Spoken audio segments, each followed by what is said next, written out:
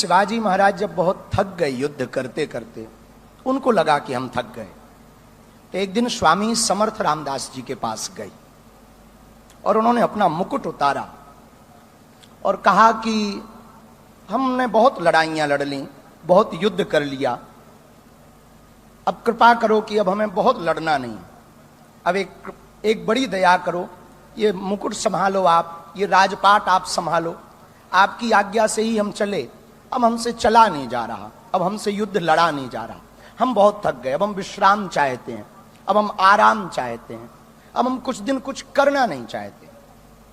मुस्कुराते हुए स्वामी समर्थ रामदास भगवान ने कहा, ठीक है, हमें स्वीकार है, लेकिन एक बात हम कहना चाह रहे, आप हमारे कौन हो? बोले हम आपके शिष्य हैं। तो वो हम कौन हैं? बोले आप गुरु हो। तो बोले शिष्य का कर्तव्य क्या है? बोले जो गुरु आज्ञा करे वो शिष्य का कर्तव्य है। तो स्वामी समर्थ रामदास जी ने मुकुट उठाया और उनके सिर पर रखा, बोले आज से मेरा राज्य है, मैं चलाऊंगा, पर आज्ञा तुम्हें है, तुम्हें संचालन करना है।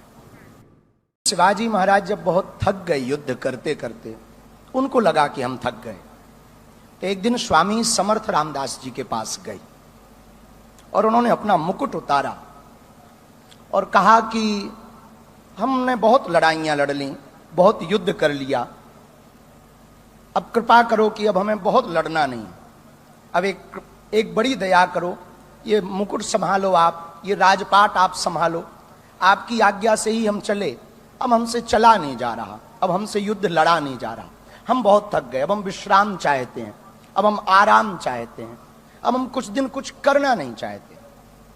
मुस्कुराते हुए स्वामी समर्थ रामदास भगवान ने कहा, ठीक है, हमें स्वीकार है, लेकिन एक बात हम कहना चाह रहे, आप हमारे कौन हो? बोले हम आपके शिष्य हैं।